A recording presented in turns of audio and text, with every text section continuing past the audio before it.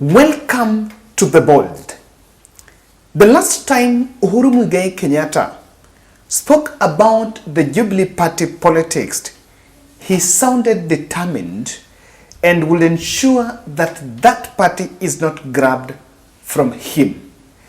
This is because the plan of the people that plotted the coup that was being led by Sabina Chege and Kanini Kega were determined just to shame the president. And from this soundbite, I want to give you, just lay the background of this podcast and show you the tone of the president in this last video when he was talking in a Jubilee NDC. Nawaambia fikira zangu vile zilikuwa.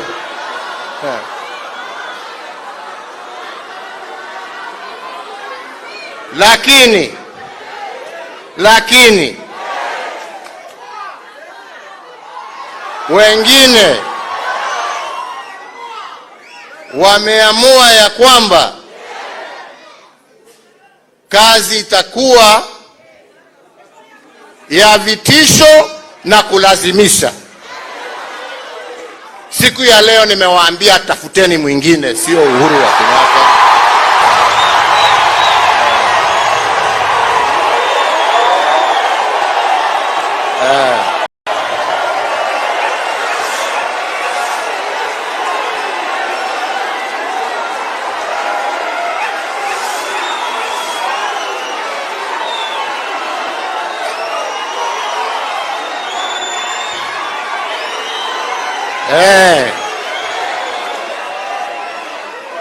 Kwa sababu sisi wakati mlitupea huu uongozi, kwanza wa chama, baadaye wa nchi, kulikuwa muongozo ambao mlikuwa mmetupea, na sisi tukajaribu kulingana na uwezo wetu kutekeleza yale ambaye tuliweza kuyatekeleza, na tukaendelea, tukamaliza kwa amani na tukapatiana uongozi kwa amani. Jameni, hadharani, mchana, hata wakati wananitukana mimi nikakaa kimya tu, nikasema sawa, ni haki yao watende yale wanataka. Nikakaa nimekimya, na yale yametokeza tu matusi, kuiba mbuzi,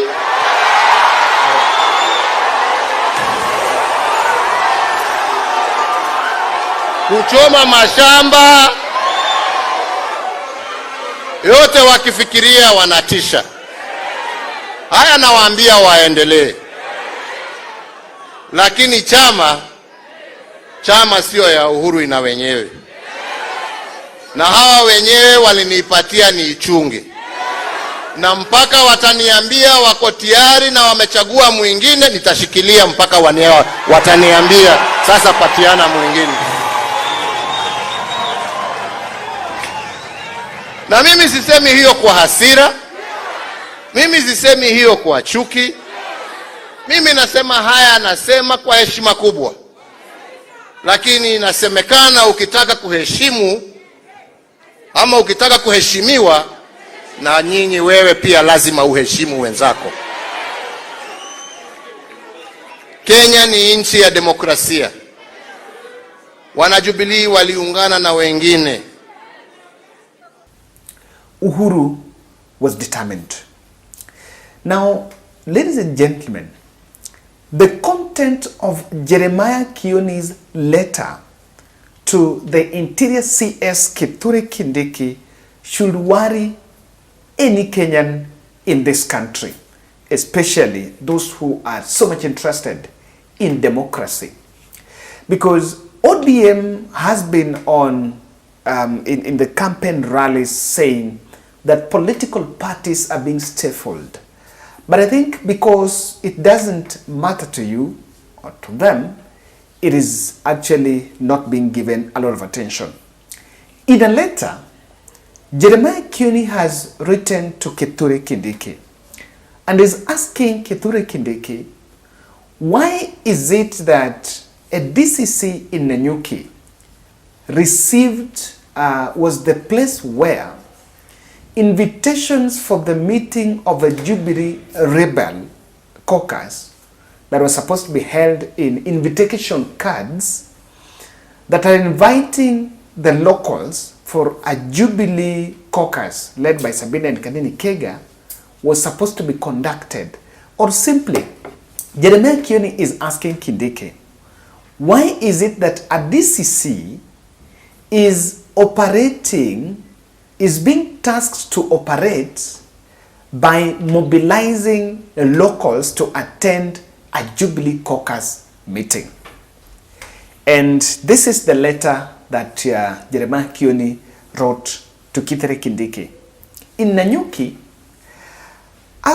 despite the fact that Kenya Kwanza attacked Uhuru Kenyatta by saying that Uhuru Kenyatta weaponized the provincial administration to play politics, that seems to be coming back. And Jeremiah Kioni is saying that a local administration was actually tasked with a responsibility to mobilize locals to attend a meeting known as Jubilee Nisisi.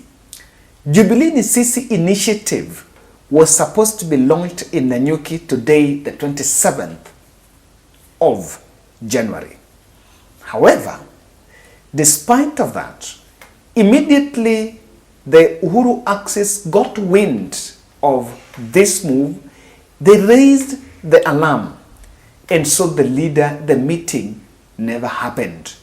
And that is why I want to explain to you why it will not be easy to be keenly to use this axis, to use these other dubious means to mobilize or rather to kill the Jubilee Party in the mountain, and why those who are actually part of the system is very weak in playing the politics. There are multiple reports that rival groups were emerging. What I seem not to understand is that despite the fact that Mount Kenya is suffering a couple of other challenges even with the UDA, instead of a region that voted for William Ruto, putting William Ruto on accountability question, they've allowed themselves to be part of a 2027 political shenanigan without asking the big question, what is in it for us? And Wanjigi puts it clearly. Haya, munaona giza ama munaona taa kwa uchumi huku mbele? Giza ama taa? Giza ama taa? Basi, hiyo ndio vita yangu na Ruto. Hiyo ndio vita yangu na Ruto. Hiyo ndio vita yangu na Ruto. Wale watu ambao wanaumia zaidi ni watu ambao walimpatia kura. Angeingia kama si nyinyi? No, niambie vizuri. Angeingia urais kama si kura zenu? Siski?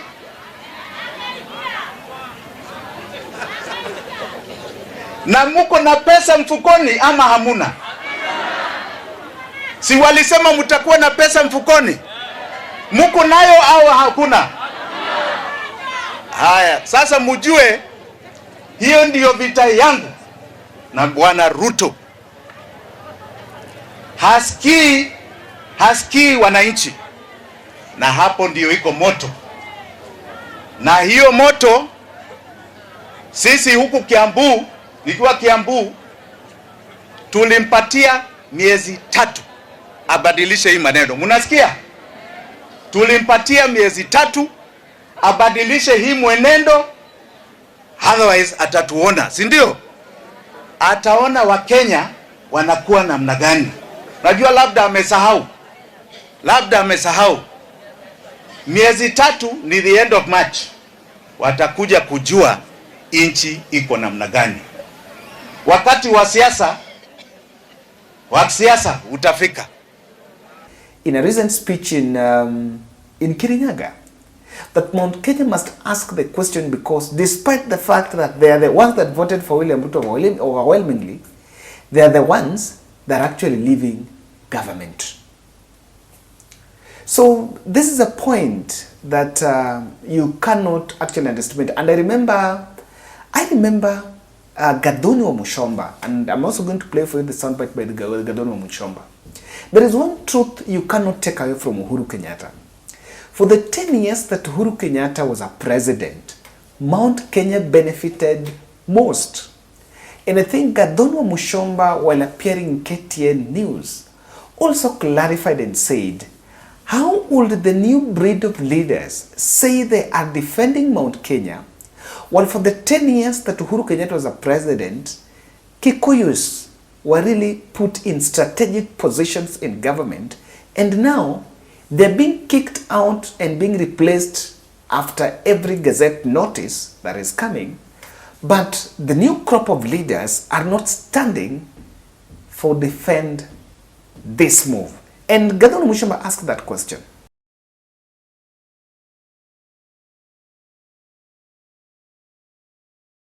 I am looking at those people we call kingpins in Mount Kenya, for example, historically. It is not in any dispute that Uhuru Kenyatta has been a kingpin. What made Uhuru Kenyatta a kingpin? To be honest, it is not because he was a son of the late president.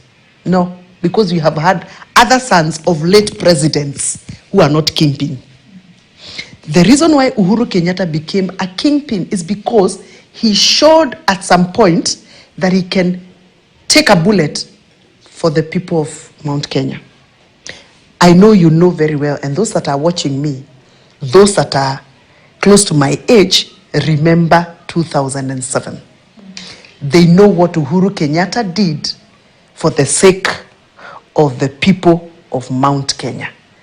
Uhuru Kenyatta became the kingpin the day he sacrificed self, family, everything that he had for us, and we saw it. This hurabaru of who is the kingpin and queenpin is not political. And you can never become a kingpin of a community because of your politics. You can only become a kingpin or a queenpin of a community through your dedicated service to them. So you're trying to say that as of now, Kenyatta cannot be overthrown yet?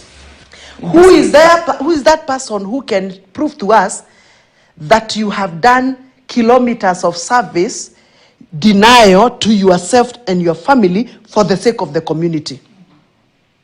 Who is that very person who can tell us that he has lost opportunities for the sake of our children, or he has suffered in the struggle to serve the people of Mount Kenya? Hakuna.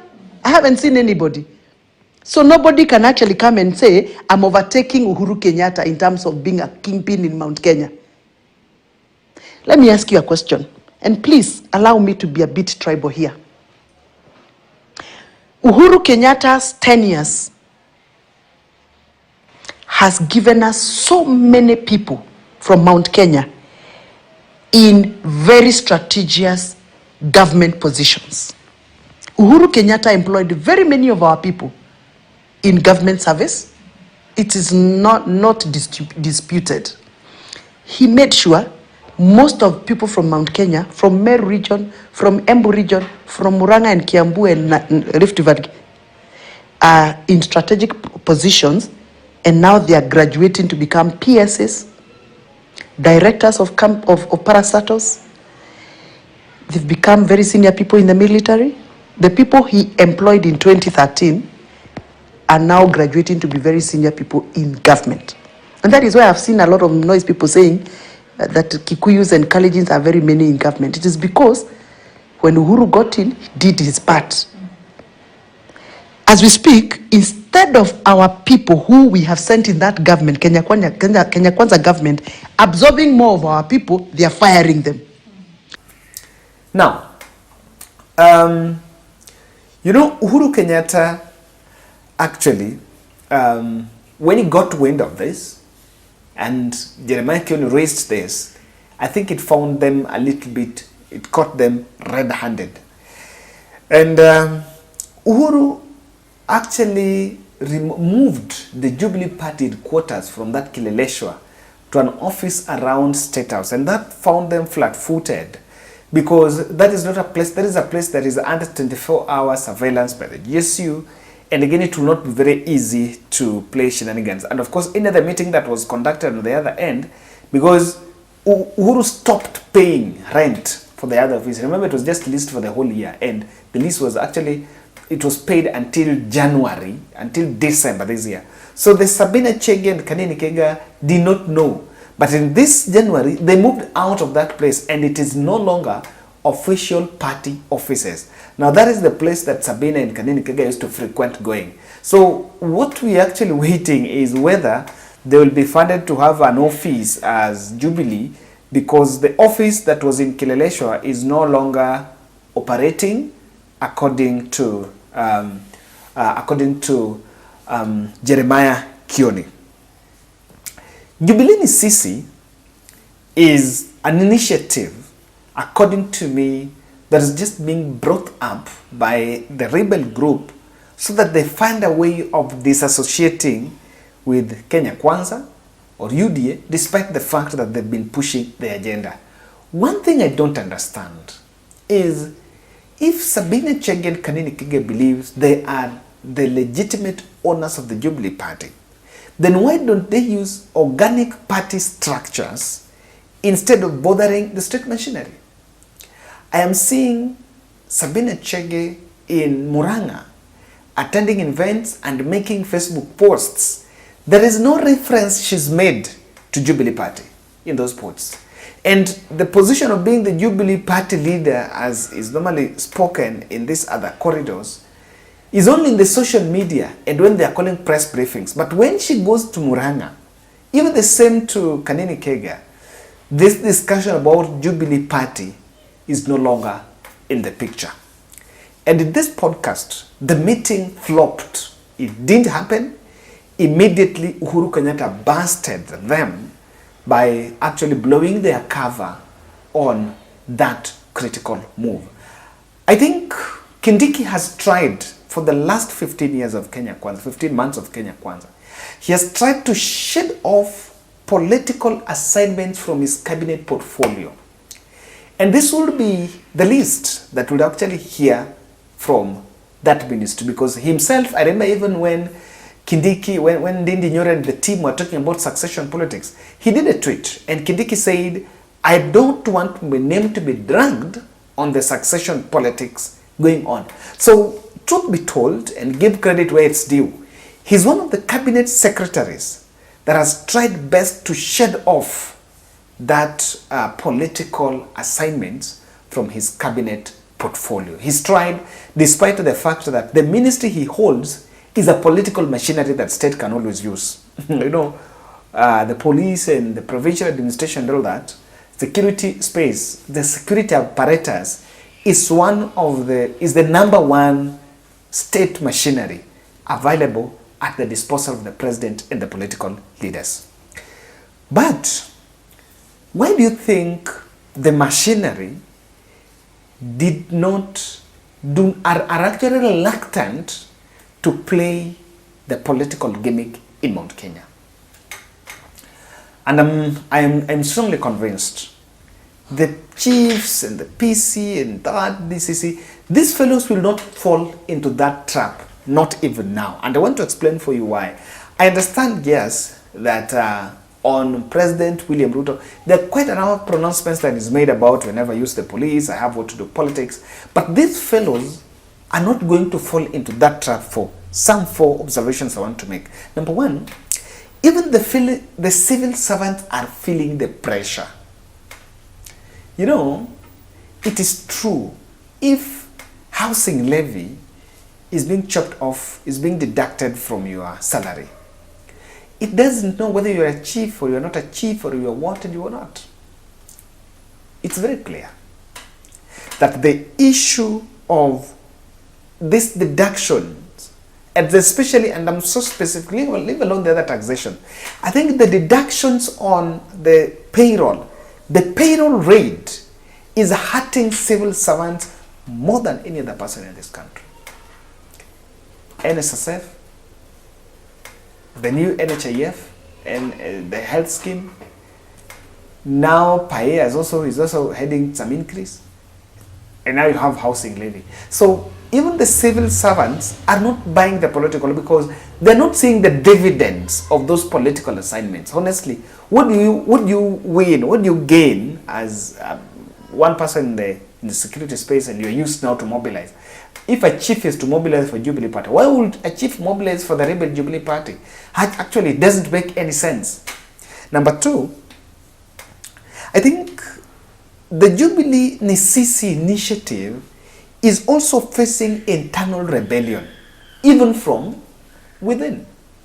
I'm very sure that Rigathi and Ruto are reading from different scripts as to whether that caucus called Jubilee Nisisi, that initiative called Jubilee Nisisi is effective and is the right thing.